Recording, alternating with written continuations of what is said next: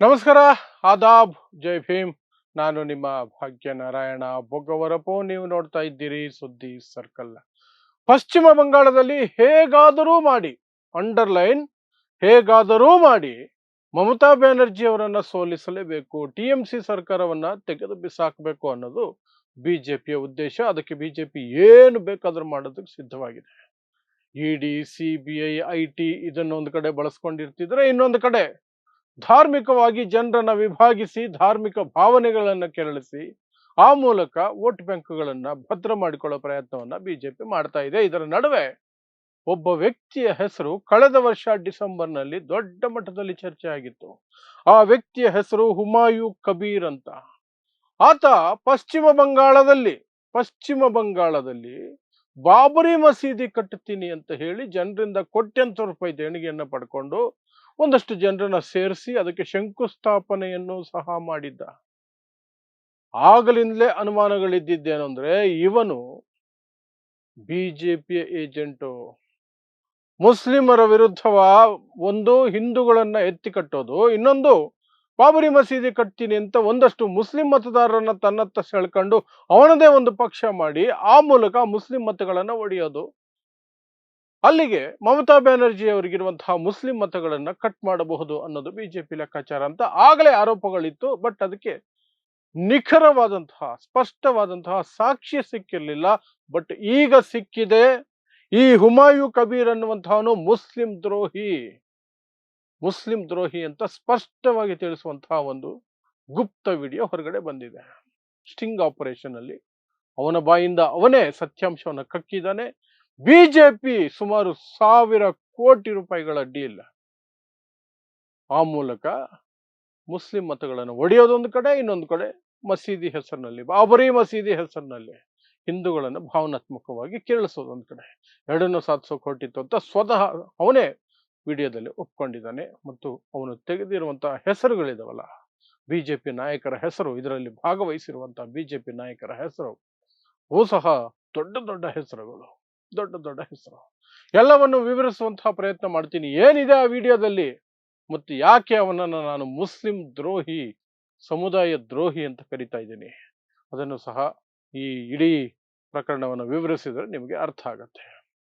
So ಎಲ್ಲಿಂದ ಆರಂಭಿಸೋಣ ಅಂದ್ರೆ, ಡಿಸೆಂಬರ್ 6, 2025.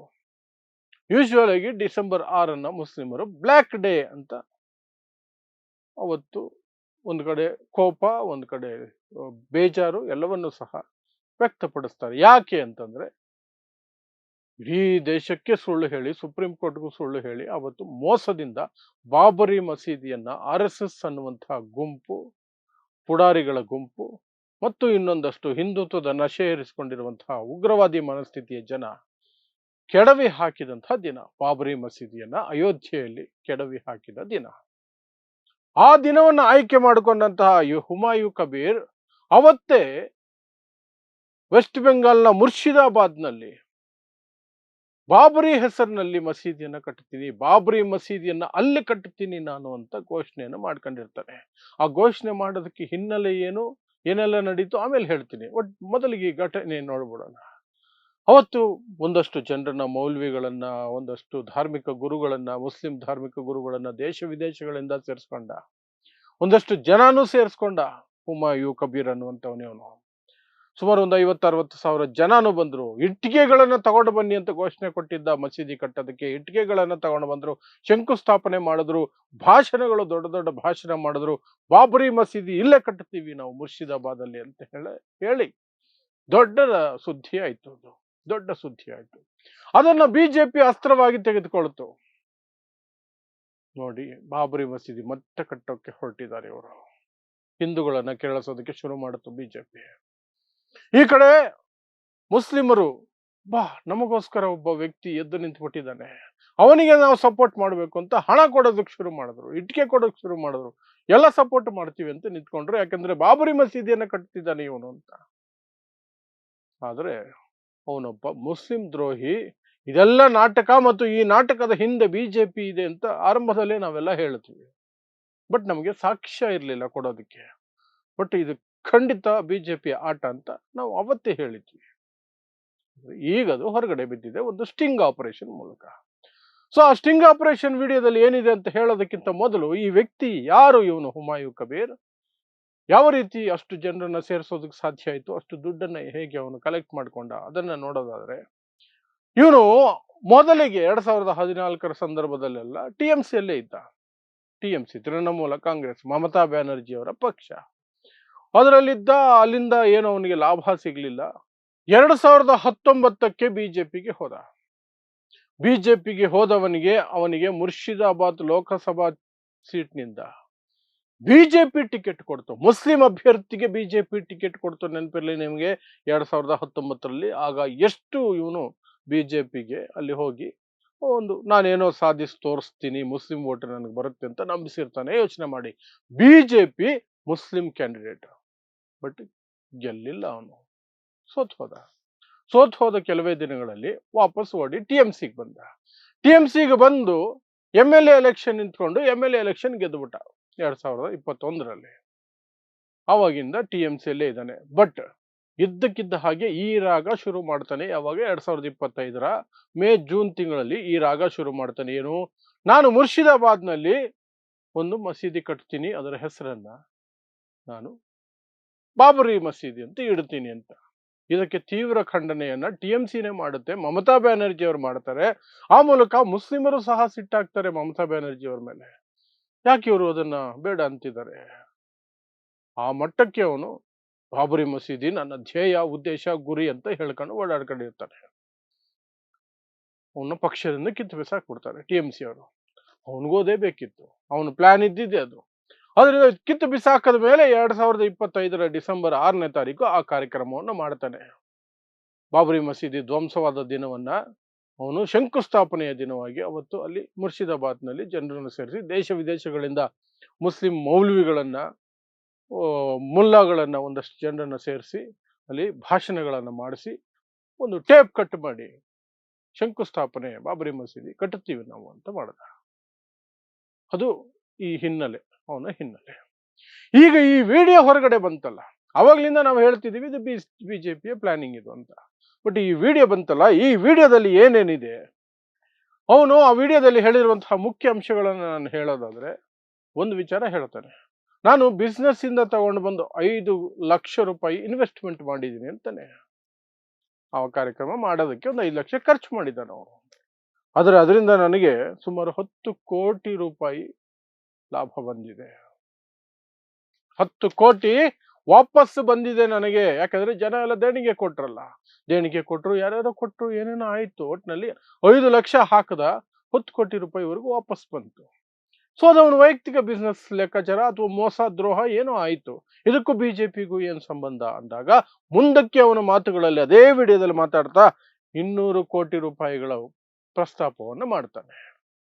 ದೆಹಲಿಗೆ ಹೋದ್ರೆ ಆರಂಭದಲ್ಲಿ 200 ಕೋಟಿ ಸಿಗುತ್ತೆ ನನಗೆ, PMO ಜೊತೆಯಲ್ಲಿ PMO ಆಫೀಸ್ಗೆನೆ ಹೋಗಿ ಮಾತುಕತೆ ಮಾಡಿಸೋದಕ್ಕೆ ನನಗೆ ಆಫರ್ ಬಂತು ಅಂತ ಅದೇ ವಿಡಿಯೋದಲ್ಲಿ ಹೇಳ್ತಾನೆ. ಮುಂದಕ್ಕೆ ಹೋಗಿ ಅದು ಹೇಳ್ತಾನೆ, ಅದು ಅಂತಿಮವಾಗಿ ಆ ಇಡೀ ಪ್ರಾಜೆಕ್ಟಿನ ಹಣ ಮೊತ್ತ 1,000 ಕೋಟಿ ರೂಪಾಯಿ. ಏನದು ಇಡೀ ಪ್ರಾಜೆಕ್ಟ್ ಅಂದ್ರೆ ಬಿಜೆಪಿ ಸ್ಪಾನ್ಸರ್ಡ್ ಪ್ರಾಜೆಕ್ಟ್. ಈ ರೀತಿ ನೀನು TMCಯಲ್ಲಿ ಇದ್ಕೊಂಡೇ ಬಾಬರಿ ಮಸೀದಿ ಕಟ್ತೀನಿ ಅಂತ ಹೇಳಬೇಕು. TMCಯಿಂದ ಕಿತ್ತು ಬಿಸಾಕ್ತಾರೆ. ಆ ನಂತರ ಬಾಬರಿ ಮಸೀದಿಗೆ ಶಂಕುಸ್ಥಾಪನೆಯನ್ನು ಮಾಡಬೇಕು. ಆ ನಂತರ ನೀನೊಂದು ಪಕ್ಷ ಮಾಡಬೇಕು ಅಂತ ಪಕ್ಷವನ್ನು ಸಹ ಅವನು ಮಾಡ್ತಾನೆ. ಅದಕ್ಕೆ ಜನತಾ ಉನ್ನಯನ್ ಪಾರ್ಟಿ ಅಂತ ಒಂದು ಹೆಸರನ್ನು ಸಹ ಕೊಡ್ತಾನೆ, ಜನತಾ ಉನ್ನಯನ್ ಪಾರ್ಟಿ ಅಂತ. ಅದಕ್ಕೆ 200 ಕೋಟಿ ಆರಂಭಿಕವಾಗಿ, ಆ ನಂತರ ಇಡೀ ಪ್ರಾಜೆಕ್ಟಿನ ಭಾಗವಾಗಿ 1,000 ಕೋಟಿ ರೂಪಾಯಿಗಳು ಅವನಿಗೆ ಹೋಗಬೇಕಾಗಿತ್ತೆ. ಈ ಆಶ್ವಾಸನೆಗಳನ್ನು ಕೊಟ್ಟಿದ್ದು ಯಾರೋ ಸಣ್ಣ ಪುಟ್ಟ ವ್ಯಕ್ತಿಯಲ್ಲ. ಅವನಿಗೆ ಆಶ್ವಾಸನೆ ಕೊಟ್ಟಿದ್ದು ಸುವೇಂದು ಅಧಿಕಾರಿ, ಪಶ್ಚಿಮ ಬಂಗಾಳದ ವಿರೋಧ ಪಕ್ಷದ ನಾಯಕ. ಸೇಮ್ TMCಯಲ್ಲಿದ್ದು, TMCಯಲ್ಲಿರಬೇಕಾದ್ರೆ ಕೇಂದ್ರ ಸರ್ಕಾರ, ಮೋದಿ ಸರ್ಕಾರ ಇವನು ಭ್ರಷ್ಟ ವ್ಯಕ್ತಿ ಅಂತ ಹೇಳಿ CBI, ED ಎಲ್ಲ ಕೇಸುಗಳು ಇತ್ತು. ಬಿಜೆಪಿಗೆ ಹೋದ ತಕ್ಷಣನೇ ಕೇಸುಗಳೆಲ್ಲ ಮಾಯ. ಬಿಜೆಪಿಯ ಅತಿ ದೊಡ್ಡ ನಾಯಕ ವೆಸ್ಟ್ ಬೆಂಗಾಲ್ನಲ್ಲಿ, ಮತ್ತು ಈಗ ವಿರೋಧ ಪಕ್ಷದ ನಾಯಕ. ಯೋಚನೆ ಮಾಡಿ, ವಿರೋಧ ಪಕ್ಷದ ನಾಯಕ, ಬಿಜೆಪಿಯ ವಿರೋಧ ಪಕ್ಷದ ನಾಯಕ. ಸೊ ಆ ವ್ಯಕ್ತಿ ಆಶ್ವಾಸನೆ ಕೊಟ್ಟಿದ್ದು PMO ಆಫೀಸಲ್ಲಿ ಮೀಟಿಂಗ್ ಮಾಡಿಸ್ತೀವಿ, ನಿನಗೆ ದುಡ್ಡು ಏನೇನು 200 ಕೋಟಿಯಿಂದ ಆರಂಭಿಸಿ ಪೂರ್ತಿ ಪ್ರಾಜೆಕ್ಟ್ ಮಾಡೋದಕ್ಕೆ 1,000 ಕೋಟಿ ಲೆಕ್ಕದಲ್ಲಿ ಹೋಗುತ್ತೆ ಅಂತ. ಈ ಇದರಲ್ಲಿ ಮೋಹನ್ ಯಾದವ್ ಸಹ ನನಗೆ ಸಪೋರ್ಟ್ ಮಾಡಿದ್ರು ಇಡೀ ಇದರಲ್ಲಿ. ಯಾರು? ಮೋಹನ್ ಯಾದವ್, ಮಧ್ಯಪ್ರದೇಶದ ಮುಖ್ಯಮಂತ್ರಿ, BJP ಸರ್ಕಾರದ ಮುಖ್ಯಮಂತ್ರಿ. ಅದನ್ನು ಸಹ ಅದೇ ವಿಡಿಯೋದಲ್ಲಿ ಅವನು ಕಕ್ತಾನೆ,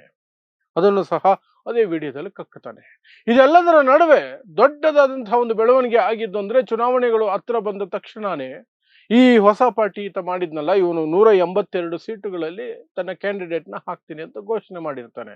ಆ 182 ಸೀಟು ಸಹ ಮುಸ್ಲಿಂ ಬಾಹುಳ್ಯದ ಸೀಟುಗಳು. 182 ಸೀಟ್ಸ್ ಎಲ್ಲವೂ ಮುಸ್ಲಿಂ ಮತಗಳಿಂದ ನಿರ್ಣಾಯಕವಾದಂತಹ ಸೀಟುಗಳು. ಆ ಪಾರ್ಟಿ ಜೊತೆ, ಈ ವ್ಯಕ್ತಿಯ ಜೊತೆ, ಹುಮಾಯೂನ್ ಕಬೀರ್ ಅನ್ನುವಂತಹ ಈ ಮುಸ್ಲಿಂ ದ್ರೋಹಿಯ ಜೊತೆ ಒಂದು ಪಕ್ಷ ಬಂದು ಮೈತ್ರಿ ಮಾಡ್ಕೊಳ್ಳುತ್ತೆ. MIM, AIMIM, ಅಸಾದುದ್ದೀನ್ ಓವೈಸಿ ಮೈತ್ರಿ ಮಾಡ್ಕೊಳ್ತಾರೆ. ಈ ವಿಡಿಯೋ ಹೊರಗಡೆ ಬಂದ ತಕ್ಷಣನೇ ಇವತ್ತು ಮೈತ್ರಿಯನ್ನ ನಾವು ಬಿಟ್ಟಿದ್ದೀವಿ ಅಂತ ಓವೈಸಿ ಅವರು ಘೋಷಣೆ ಮಾಡ್ಕೊಂಡಿದ್ದಾರೆ. BJP ಜೊತೆ ಇರೋ ವ್ಯಕ್ತಿ, BJPಯ ಪ್ಲಾನ್ ವ್ಯಕ್ತಿ, BJPನೇ ಇದೆಲ್ಲ ಮಾಡಿಸ್ತಿರೋದು ಇವನ ಮೂಲಕ ಅಂತ ನಮಗೆ ಗೊತ್ತಿರಲಿಲ್ಲ, ಹಾಗಾಗಿ ಮೈತ್ರಿ ಮಾಡ್ಕೊಂಡ್ವಿ. ಈಗ ಮೈತ್ರಿ ಇಲ್ಲ, ನಮಗೆ ಗೊತ್ತಾಗೋಗಿದೆ, ವಿಡಿಯೋ ಹೊರಗಡೆ ಬಂದಿದೆ. So we are not part of the coalition, ನಾವು ಹೊರಗಡೆ ಬಂದಿದ್ದೀವಿ, ಇದು ಅವ್ರಿಗೂ ನಮಗೂ ಸಂಬಂಧ ಇಲ್ಲ ಅಂತ ಓವೈಸಿ ಇವತ್ತು ಘೋಷಣೆ ಮಾಡ್ಕೊಂಡಿದ್ದಾರೆ. ಸೊ ಅಲ್ಲಿಗೆ ಸ್ಪಷ್ಟವಾಗಿ 1,000 ಕೋಟಿ ರೂಪಾಯಿಗಳನ್ನ ಆಸೆ ತೋರಿಸಿ ಒಬ್ಬನಿಗೆ, ಅದರಲ್ಲಿ ಎಷ್ಟು 100 ಕೋಟಿ ಕೊಟ್ಟಿದ್ದಾರೋ ಗೊತ್ತಿಲ್ಲ, 200 ಕೋಟಿ 300 ಕೋಟಿ ಕೊಟ್ಟಿದ್ದಾರೋ, ಎಷ್ಟು ಕೊಟ್ಟಿದ್ದಾರೋ ಅಲ್ಲಿ ಅದೆಲ್ಲವೂ ಇನ್ನೂ ಹೊರಗಡೆ ಬರಬೇಕಾಗಿದೆ. ಒಟ್ಟಿನಲ್ಲಿ ಮಮತಾ ಬ್ಯಾನರ್ಜಿ ಅವರ ಸರ್ಕಾರವನ್ನ ಸೋಲಿಸೋದಕ್ಕೆ, ಮಮತಾ ಬ್ಯಾನರ್ಜಿ ಅವರನ್ನ ಸೋಲಿಸೋದಕ್ಕೆ 1,000 ಕೋಟಿಯ ಖರ್ಚು, ಅದಕ್ಕೆ ಬಳಸ್ಕೊಂಡಿದ್ದು ಒಬ್ಬ ಮುಸ್ಲಿಂ ವ್ಯಕ್ತಿಯನ್ನ ಮುಸ್ಲಿಂ ಸಮುದಾಯಕ್ಕೆ ದ್ರೋಹ ಬಗೆಯುವ ರೀತಿಯಲ್ಲಿ, ಅದರಲ್ಲಿ ಸ್ಪಷ್ಟವಾಗಿ ಅವನು ಹೇಳ್ತಾನೆ, ಅಯ್ಯೋ ಬಾಬರ್ನ ಕಟ್ಕೊಂಡು ನನ್ಗೇನಾಗಬೇಕಾಗಿದೆ, ನನ್ನ ಉದ್ದೇಶ ಇದ್ದಿದ್ದು ಮುಸ್ಲಿಮರಿಗೆ ಬಾಬರ್ ಅಂದ್ರೆ ಸೆಂಟಿಮೆಂಟ್ ಇದೆ, ಆ ಸೆಂಟಿಮೆಂಟ್ನ ಬಳಸ್ಕೊಳ್ತಾ ಇದ್ದೀನಿ ಅಂತ ಅವನೇ ವಿಡಿಯೋದಲ್ಲಿ ಒಪ್ಕೊಳ್ತಾನೆ. ಅದನ್ನ ಅವನು ನೇರವಾಗಿ BJP ಜೊತೆ ಒಪ್ಪಂದ ಮಾಡಿಕೊಂಡು ಈ ರೀತಿಯಾಗಿ ಮಾಡ್ಕೊಂಡಿದ್ದಾನೆ. ಅವನೇ ಹೇಳಿರುವಂತಹ ಅಂಶಗಳಿವು, ಅವನು ಸ್ವತಃ ಹೇಳಿರುವಂತಹ ಅಂಶಗಳು ತನ್ನ ವಿಡಿಯೋದಲ್ಲಿ. ಅದು ಸ್ಟಿಂಗ್ ಆಪರೇಷನ್ ಮಾಡಿ ಯಾರೋ ವಿಡಿಯೋ ತೆಗೆದಿರೋದು, ಅವನು ಗೊತ್ತಿಲ್ಲದೆ ಕ್ಯಾಮ್ರಾ ಇಟ್ಟು ತೆಗೆದಿರುವಂಥದ್ದು, ಅವನು ಮಾತಾಡಿರುವಂಥದ್ದು. ಆದರೆ ಕ್ಲಾರಿಟಿ ಸ್ಪಷ್ಟವಾಗಿದೆ. ಯಾವ AI ಅಂತ ಕತೆ ಎಲ್ಲ ಹೊಡೆಯೋಕ್ಕಾಗೋದಿಲ್ಲ, ಅಷ್ಟು ಸ್ಪಷ್ಟವಾಗಿ ವಿಡಿಯೋ ಇದೆ. ಅವನದೇ ಅನ್ನೋದಕ್ಕೆ ಅವನೇ ನಿರಾಕರಿಸಕ್ಕಾಗಲ್ಲ, ಅಷ್ಟು ಸ್ಪಷ್ಟವಾಗಿ ಆ ವಿಡಿಯೋ ಇದೆ. ಸೊ 1,000 ಕೋಟಿ ರೂಪಾಯಿ ಇಟ್ಕೊಂಡು ಈ ಗೇಮ್ ಪ್ಲಾನ್, ಇದು ನಾಚಿಕೆಗೇಡಿನ ಸಂಗತಿ. ಅಂದ್ರೆ ಇನ್ನೂ ಕಡಿಮೆನೆ, ತುಂಬಾ ಕಡಿಮೆ ಪದ ಆಗತ್ತೆ. ಅಮಿತ್ ಶಾ, ನರೇಂದ್ರ ಮೋದಿ ವೆಸ್ಟ್ ಬೆಂಗಾಲ್ನ ಗೆಲ್ಲೋದಕ್ಕೆ ಯಾವ ನೀಚ ಮಟ್ಟಕ್ಕೆ, ಎಷ್ಟು ಕೆಳಗಡೆಗೆ, ತುಂಬಾ ಆಳಕ್ಕೆ, ನೀಚತನದ ತುದಿಯ ಆಳಕ್ಕೆ ಹೋಗ್ಬಿಡೋದು. ಆ ಆಳಕ್ಕೆ ಹೋಗಿ ಇಂತಹದನ್ನ ಪ್ರೋತ್ಸಾಹ ಕೊಡೋದು, ಇಂಥದಕ್ಕೆ ಸಪೋರ್ಟ್ ಮಾಡೋದು, ಅಥವಾ ಇಂಥದನ್ನ ಪ್ಲಾನ್ ಮಾಡೋದು, ಇಂಥದನ್ನ ಎಕ್ಸಿಕ್ಯೂಟ್ ಮಾಡೋದು, ನೀವೇ ಯೋಚನೆ ಮಾಡಿ ಹೊರತು ಲೆಕ್ಕಾಚಾರಗಳು ಏನು ಎತ್ತ ಅಂತ. ಹಾಗಿದ್ದು ಇಷ್ಟೆಲ್ಲ ಆಗಿದ್ದು ಸಹ ವೆಸ್ಟ್ ಬೆಂಗಾಲ್ನಲ್ಲಿ ಒಪಿನಿಯನ್ ಪೋಲ್ಗಳು ಬರ್ತಾ ಇದ್ದಾವೆ, ಗೋಧಿ ಮಾಧ್ಯಮಗಳು ಹೇಳ್ತಾ ಇದ್ದಾವೆ TMC ಸರ್ಕಾರ ವಾಪಸ್ ಬರುತ್ತೆ ಅಂತ. TMC ಸರ್ಕಾರ ವಾಪಸ್ ಬರುತ್ತೆ, ಮಮತಾ ಬ್ಯಾನರ್ಜಿ ಸರ್ಕಾರ ವಾಪಸ್ ಬರುತ್ತೆ ಅಂತ ಗೋಧಿ ಮಾಧ್ಯಮಗಳ ಸರ್ವೆಗಳು ಹೇಳ್ತಾ ಇದ್ದಾವೆ. ಸೊ ಇದಿಷ್ಟು ಹುಮಾಯೂನ್ ಕಬೀರ್ ಅನ್ನುವಂತಹ ಒಬ್ಬ ಮುಸ್ಲಿಂ ದ್ರೋಹಿ, ಬಾಬರ್ ಅನ್ನುವಂತಹ ಹೆಸರನ್ನ, ಸೆಂಟಿಮೆಂಟ್ ಅನ್ನು ಬಳಸ್ಕೊಂಡು ಮುಸ್ಲಿಮರನ್ನ ಸೆಂಟಿಮೆಂಟಲ್ ಆಗಿ ಸೆಳ್ಕೊಂಡು ಮಮತಾ ಬ್ಯಾನರ್ಜಿಯನ್ನು ಸೋಲಿಸೋದಕ್ಕೆ BJP ಜೊತೆ 1,000 ಕೋಟಿ ರೂಪಾಯಿಗಳ ಡೀಲ್, ಅದಕ್ಕೆ ಸಂಬಂಧಪಟ್ಟಂತಹ ವಿವರಗಳು ಮತ್ತು ಆ ಡೀಲ್ ಹೊರಗಡೆ ಬಂದಿದ್ದು ಸ್ವತಃ ಅವನ ಬಾಯಿಂದಲೇ ಸ್ಟಿಂಗ್ ಆಪರೇಷನ್ ಅಲ್ಲಿ ವಿಡಿಯೋ ಮೂಲಕ, ಅದಕ್ಕೆ ಸಂಬಂಧಪಟ್ಟಂತೆ ವಿಡಿಯೋದಲ್ಲಿ ಇರುವಂತಹ ಅಂಶಗಳು ಅಷ್ಟೇ. ಸೊ ಇಂತಹದ್ದೇ ವಿಶೇಷ ಸುದ್ದಿಗಳಿಗಾಗಿ ನೋಡ್ತಾ ಇರಿ ಸುದ್ದಿ ಸರ್ಕಲ್. ನಾನು ನಿಮ್ಮ ಭಾಗ್ಯನಾರಾಯಣ ಬೊಗವರಪು.